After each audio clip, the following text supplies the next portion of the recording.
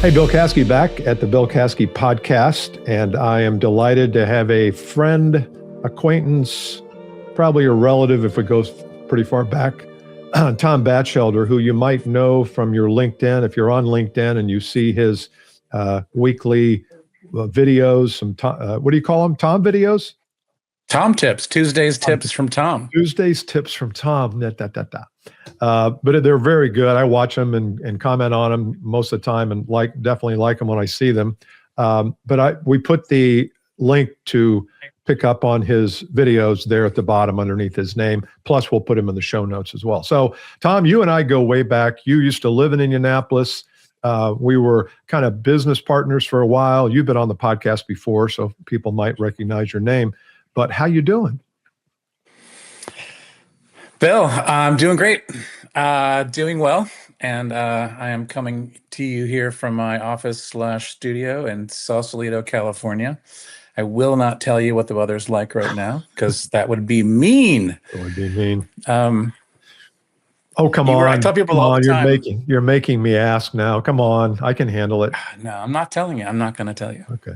I'm not telling you. It's sunny and 60. I'm not going to tell you. Okay. Well, we're pleased about sunny and 25 here today. So we're not offended by that. Yeah. So I tell people all the time. I don't like sales trainers, coaches, sales books. There's only one person besides myself that I like, and it's Bill Caskey. That's nice. You are my original mentor, and I appreciate all that you do, and I'm happy to be here. Oh, good. Well, let's get into this. I always find that when and I don't have a lot of people who are in my industry. And again, I don't look at anybody as a competitor because I feel like if there's good people out there, I want the rising tide to lift all of us. So now there are some people out there who I probably won't have on the show because I don't agree with some of their antics. But I'm glad to have you here. So here's my first question. As a coach, as somebody who coaches sales professionals and CEOs and business owners and VPs of sales, what are you seeing right now in the sales world with the clients that you have? What are they asking for maybe differently today than they were several years ago? Are they asking for anything different, or what? Just give me your pulse of the marketplace of coaching and training. I mean, before it's about what they're asking for me, it's about like what they're dealing with. And I find more than ever, people are anxious and scurrying and tripping out about how to get people's attention and worried about world events and things they can't control. And that anxiety is like running through the organization or the individual. That's the first thing that I see more than anything else. It's like rampant anxiety. Are they able to tell you that? Like, is the VP of sales able to voice that? Or is that after you uncover a few layers, you find out that's what's happening? They're not great at like saying that they have anxiety necessarily. No, I mean, the really good ones can, but it takes a little bit of like getting, through the layers to actually get them to admit it. They're first kind of like, what's the next move, or what's the next thing, or how do I leverage technology and AI to like get in front of more people and build our pipeline? Like that's what I get asked all the time.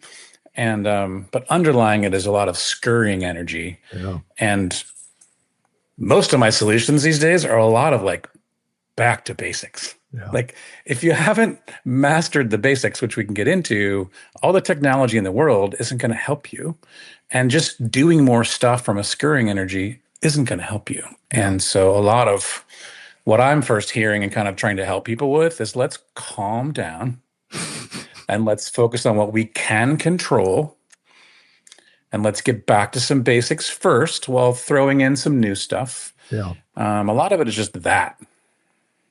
Yeah, that's so good. I think that, it seems like in the past we have discounted technique. We've discounted the mechanics of things because we feel less than when we talk about, well, wait a minute, we can create this massive customer retention plan, but at some point you got to talk to somebody.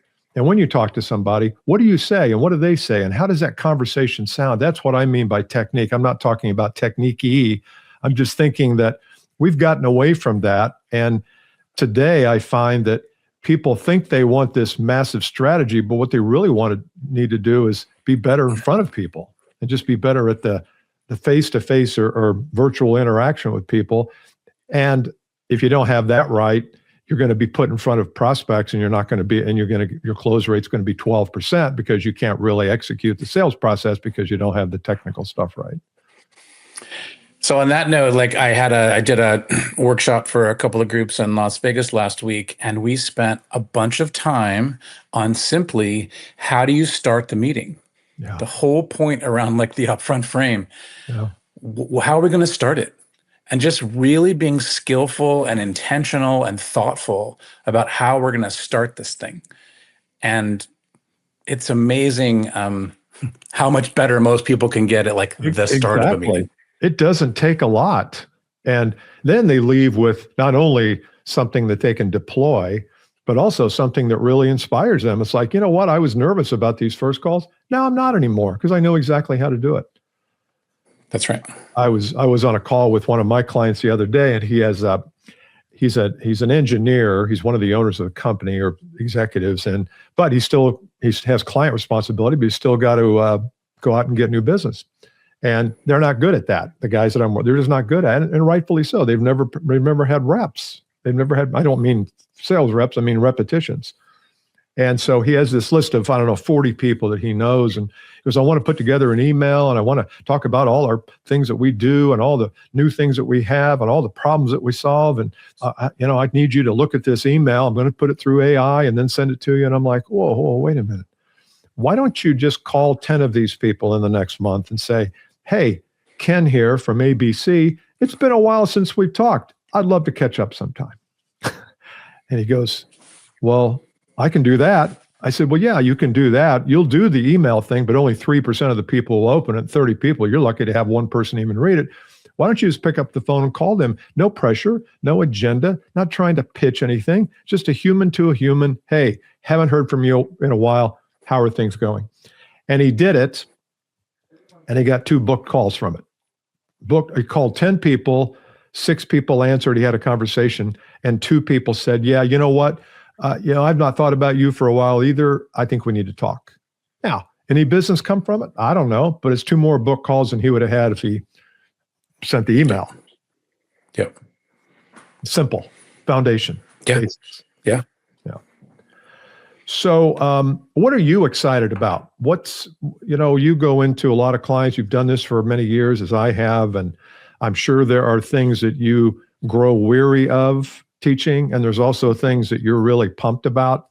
And we're going to divide this into 2 episodes here. One is what's currently happening, and then next week we will release the next one, which is more what's the future hold. But what are you on fire about now in terms of content or how you're training or just that? I mean, what's really fun about all this is that I really I haven't tired of the content. What I get amazed by and a little frustrated by is how bad most people still are at executing all of this stuff.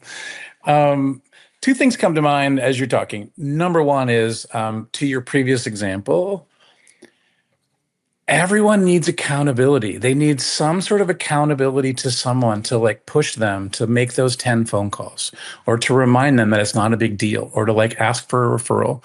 Like there's all this stuff that you and I talk about that our clients or people in our network are like, they know they should do, but they're not doing. And so having an accountability buddy of some kind that is not their boss is essential. Or having a system to like help them minimize their resistance. Like I do a weekly LinkedIn post. I don't want to do it. And so I set up a system of accountability to make sure someone else is showing up, that I have to show up, and then they help me make sure that I do it so I can't self-sabotage. And so accountability and systems to minimize self-sabotage, so important. And we do. I do it all the time. I mean, I do it with what I eat. I can go on a run with healthy food and, Mediterranean diet and working out every day. And all of a sudden, one week, I don't even see the gym and I'm eating Frosties all day. Not all day, but and sometimes we just like, I don't know, it's just built into the psyche, I guess. You know what? I'm getting too successful here. I'm starting to see a little 6-pack. Got to get rid of that feeling. I got to load up again, Self-sabotage Yep. is so true. And I think just being like kind of playful and honest about our whatever everyone's self-sabotaging mechanism is. Hey, we all do it. You do it. I do it. It might not seem like we do it, but we do it too. And so it's fine. And let's set up a system or accountability to just kind of push ourselves out of our comfort zone, get out of our own way. I mean, that's the stuff that consistently over time makes such a difference and is just like super simple. Yeah.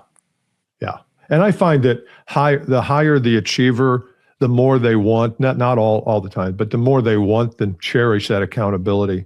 I've got a guy who actually I'm going to talk to later today, who's a very high achiever with a financial planning firm, and he wants to get to $1 million a year, and he's at 500,000 now. He's a stud, total disciple of what we teach. He studies it. He comes prepared to every coaching session with a list of things to work on. And when we first started, he goes, I want you to hold me accountable, not just for the behavior, but how I'm doing it. I want you to role play with me so I know if I make any mistakes. Most people won't do that. They'll say, no, we'll pass on the role play. Let's pass on I was kind of sick last week and I really didn't get it done. But high achievers don't think that way. They know that to get from $500,000 to $1 million is going to require a fair amount of accountability. The other thing that comes to me that's been really hot, which is not anything new, but is like really present for me, is when clients come to me and they basically need permission to let stuff go. Like, listen, this is not happening. You've done everything you could and then some. Now you're a stalker. You got to let this go. Maybe not forever, but for the next month, for the next 6 months, I need you to put this prospect over here and stop contacting them. Yeah. Let it go. Oh, and it's so hard for people to do, and they just need to be reminded. We got to hit those numbers, man. I mean, if I'm persistent enough, if I bug him enough, I think they'll buy.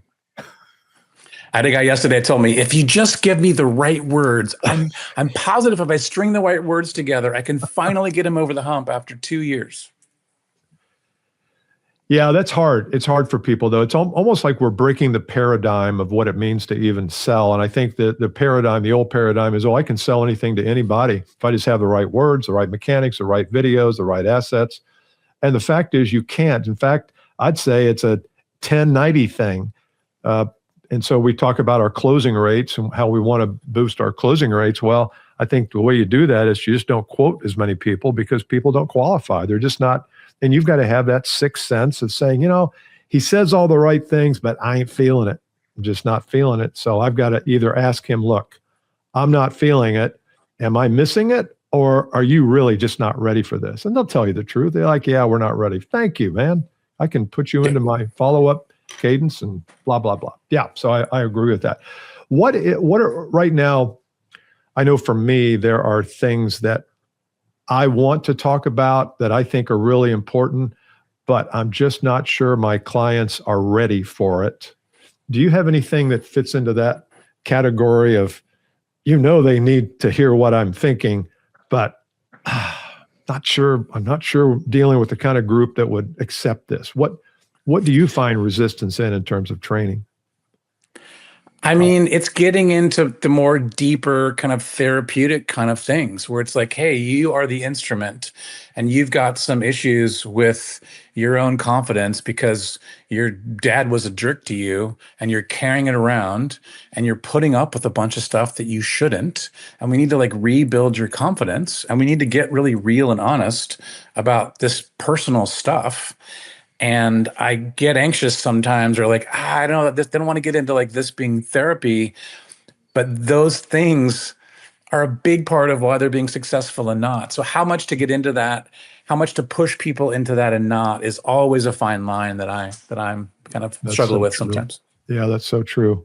I find that the deep work of mindset, like you talk about scripts and paradigms that they've lived with and beliefs they have that are just antiquated. But I also think there's some spiritual dimensions that I always want to get into, like what does your faith walk look like? Now, forget about any particular religion. Do you believe there's a higher power? Do you believe there's some kind of bigger thing out there, whether it's whatever you want to call it? And if so, how do you commune? What's your relationship with that higher power? And I brought this up in one of our groups. I have a group called the 2X group, which is 10 or 12 people, and we have several of them going. And I brought this up the other day because I know two of the people have a very serious spiritual life. And I brought it up, and man, all 10 people just loved it. They just couldn't get enough. They're like, can we do this again? This was so good. And it wasn't, nobody's trying to convert anybody. It was more just a conversation around it that I feel like is really needed today. And I'm still not quite there. I should be. What difference? If people like it, I mean, test it. If they don't like it, I know, we won't bring it up again, you know? So my version of that, that like people ate up recently is I have a side hobby as a painter. And so I started painting and sharing my art. And actually I had some clients come here to my studio and office, and we did these creative exercises to get them out of their brain. And they're like, well, what does this have to do with sales? But we tied in the creativity and like fear and resistance and trust and flow into sales and into achievement. And so it was first a little scary for me to say like, hey, I'm also a painter. Like, well, that's weird. So cool California guy. Like, what does that have to do with anything? And then but people eat up things like creativity and doing something different or talking about their hobbies. Or I'm like, my hobby is painting. What's yours? And they light up talking about their spiritual life or their side hobbies. And so just weaving that into the conversations with clients. And I even find from a sales standpoint, having them weave that in even to their content creation and conversations with their prospects and clients, just showing more of their full self, which is I'm learning how to do more. You talked about learning how to do it more. And I think just encouraging others to do that too. God, that's good. That is so good. We all think sales success has to do with how we behave in front of our customers and potential customers. And it's so much bigger than that. It's just so much the wheel around that, if that's the nougaty center there, how we conduct ourselves, and that's what people buy from us. How do I conduct myself better? Really, the game of achievement is so big. It's broader. And if you get too far out away from the nougaty center, then people start to wonder, well, what do hobbies have to do with it? But I came up with a book title for you. Here we go. Ready? Oh, great. I expect you to at least outline this. I'm not sure. I'm going to give you two options here on the title. It all has to do with everything, or everything has to do with everything. Nice. And so it all has, it means success and achievement has to do with everything we do, whether we make our bed in the morning, whether we are generous with our time, whether we're trying to give back to our communities of faith or what, it all fits into how successful we are. And because, this is about me interviewing you, not about me. It's all connected. No, we're on the same page. Yes. Okay, let's leave it there for the time being. We talked about a lot of different things, and let's call it quits on this one. Then when we come back next time, and we'll record that right now, we'll talk about what does the future hold and what are some things you're seeing. I'll talk about some things that I'm thinking about working on. So Tom Batchelder has been our guest today. You can find out more about him at selling180.com, selling the numbers 180.com, or below his wonderful video picture there is the LinkedIn, and go and check him out, follow him so you'll get access to Tom's Tuesday Tips, and we'll see you next week. Thanks. Right.